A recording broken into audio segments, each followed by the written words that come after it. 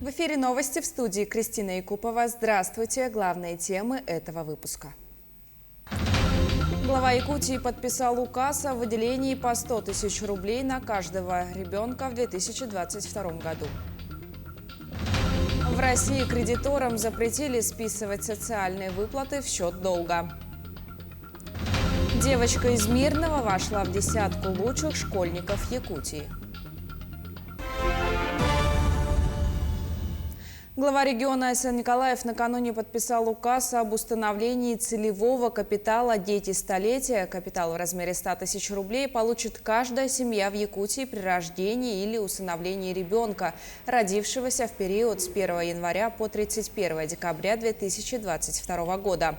Отмечается, что средства целевого капитала семьи могут направить на размещение вклада в кредитных организациях, образование ребенка, оказание ребенку высокотехнологичной медицинской помощи, медицинской и социальной реабилитации, санаторно-курортного лечения, в том числе за пределами республики, включая оплату проезда, приобретение лекарственных препаратов, семейный отдых по России, улучшение жилищных условий, ремонт жилья, приобретение транспорта, развитие личного подсобного хозяйства, в том числе на приобретение сельскохозяйственной техники, также на страхование жизни и здоровья ребенка.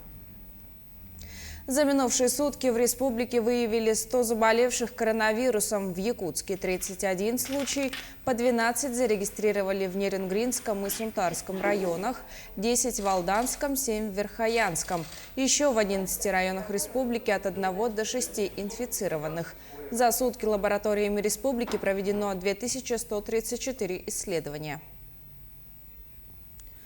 Республиканская клиническая больница номер 3 с 1 января следующего года начнет обслуживать пациентов поликлиники Якутского научного центра Сибирского отделения Российской академии наук. В период новогодних выходных дней врача можно вызвать по телефону колл-центра 507-211. В эти дни медицинская помощь будет оказываться по адресу улица Кирова, 34. С 10 января врач-терапевт начнет принимать пациентов по адресу улицы Кулаковского, 6. Кроме того, по этому адресу будет работать кабинет для сдачи клинических и биохимических анализов. В этом же здании пациент может пройти электрокардиографию. Наряду с этим, по назначению врача, пациенты смогут получить лечение в дневном стационаре и в процедурном кабинете. В городской пункт передержки безнадзорных животных доставлено 102 собаки, в том числе 21 из автодорожного округа. Такие данные озвучил начальник управления гражданской обороны и чрезвычайных ситуаций Николай Егоров на заседании оперативного штаба Якутска по отлову безнадзорных собак.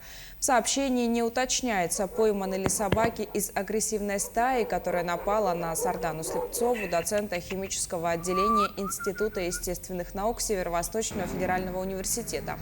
Глава Якутска поручил продолжить мероприятия по отлову в усиленном режиме в последующие дни. Накануне были сформированы 11 дополнительных бригад. Таким образом, их общее количество составляет 15. К работе были привлечены в общей сложности более 170 сотрудников мэрии, управ, муниципальных предприятий, экстренных служб, 47 единиц автотранспорта. Общественная палата Республики Саха-Якутия сейчас будет вести контроль за работой благотворительного фонда, который занимается на пункте передержки по собачьему вопросу. И, соответственно, Ильтумен недавно тоже, буквально несколько часов назад заседал, и уже на этих выходных будут компоноваться вот эти все поправки и отправляться на рассмотрение в Государственную Думу. Ужасная трагедия, которая случилась, показывает, что закон сырой, что закон необходимо вносить поправки и уже на этом поприще делать какие-то выводы для всех нас по закону Бурматова. Президент России Владимир Путин накануне подписал закон, предусматривающий, что со счетов граждан не могут списать в счет долга социальные выплаты, предусмотренные решением правительства или президента. Исключение составляют случаи, когда сам заемщик дал дополнительное согласие по каждой выплате. Кроме того, закон предусматривает, что гражданин, который является должником, может обратиться в банк с заявлением о сохранении заработной платы или иных доходов в размере прожиточного минимума. Также Владимир Путин подписал закон об отмене обязательного регулярного техосмотра личного автотранспорта. От него будут освобождены легковые автомобили и мотоциклы, принадлежащие гражданам и используемые ими исключительно для собственных нужд. При этом данная процедура останется обязательной для такси и другого транспорта, используемого для перевозки пассажиров, а также для личного автотранспорта, который применяется в служебных целях. Кроме того, обязательный техосмотр сохранится в отношении автомобилей и мотоциклов старше 4 лет при их продаже и регистрации, а также в случае внесения изменений в конструкцию транспортного средства. Закон коснется владельцев примерно 50 миллионов транспортных средств.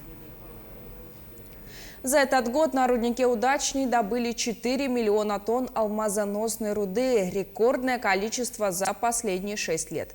Предприятие вышло на проектную мощность, в том числе и благодаря результатам эксплуатационно-разведочных работ. Как эксплоразведка влияет на добычу, узнавала наша съемочная группа. Эксплуатационная разведка – один из главных пунктов исследования месторождения. Чтобы изучить тот или иной участок, геологи сопровождают буровые работы и документируют полученный материал. Отбуривается по специальной схеме в определенных местах под различными углами скважины. После отбуривания скважин, получается, начинается наша работа. Мы спускаемся в шахту и начинаем геологическое документирование этого керна, который отбурили. Геологи должны детально изучить и описать полученный кусок горной породы – керн. После того, как все данные записаны, часть кернового материала отправляют на обогащение. На фабрике кимберлитовый материал дробят, таким образом отделяя алмазы от пустой породы, и понимают, сколько в рудном теле содержится драгоценных кристаллов. Также геологи отбирают образцы, чтобы изучить их физические и механические свойства. Эксплуатационно-разведочная работы – это основа и база для нормальной, экономически эффективной отработки месторождения. Не только, я уже говорил, строительство выработок, но и для строительства очистных и в каком месте и в какой последовательности отбирать кимберлитовую руду. Но и еще один немаловажный фактор – эксплуатационная разведка дает информацию для того, чтобы обеспечить безопасное производство работ, именно безопасную выемку руды из вот этого вмещающего массива. Данные эксплуатационной разведки вводят в программу «Макромайн». Ее Алроса приобрела в 2019 году. На компьютере геологи создают цифровой двойник рудника. Наполняем вот этот пустотелый каркас определенными данными, те, которые необходимы для отработки месторождения. Это вот у нас данные по тяжелой фракции. Это, на примере, давайте отдельно западного рудного тела возьмем.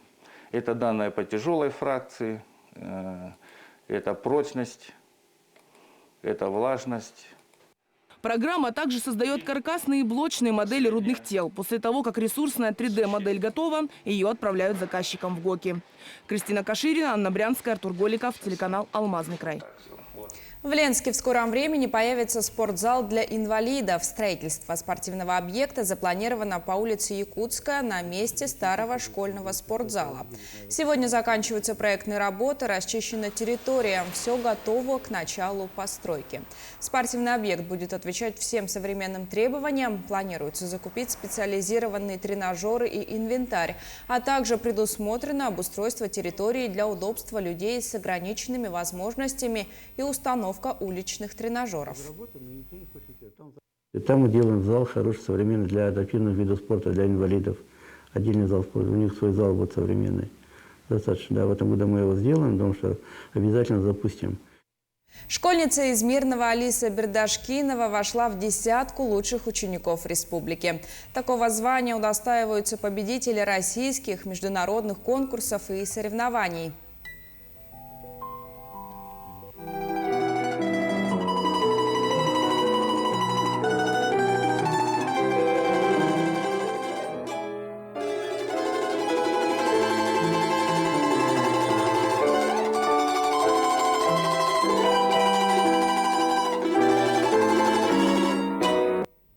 Одаренная воспитанница школы искусств Мирного завоевала титул по праву. В декабре Алиса получила гран-при конкурса «Северная звезда-2021» и стала лауреатом международного конкурса. Играла на домре. За творческие успехи в этом году ее пригласили на бал главы Якутии. Лучшим школьникам Айсан Николаев вручил памятные подарки. Алиса Бердашкинова намерена посвятить жизнь музыке. Об этом постоянно говорит преподавателям. Результат, вернее, вот этого всего, это, конечно, работа преподавателя, работа концертмейстера, помощника нашего, работа родителя в первую очередь, потому что все-таки на протяжении 7 лет учебы Алисы, конечно, всегда рядом шла мама, которая помогала, поддерживала ее. Но она умничка у нас, она действительно работает, она действительно трудяга. Она понимает, что это нужное, интересное дело. Тем более она хочет посвятить свою жизнь музыке. 3/4 россиян в новогодние праздники собираются часть времени посвятить просмотру отечественных или зарубежных художественных фильмов и сериалов. Об этом свидетельствуют данные Всероссийского центра изучения общественного мнения. Так, «Иронию судьбы» в числе фаворитов назвали 33% опрошенных россиян, а американскую комедию «Один дома» – 12% респондентов.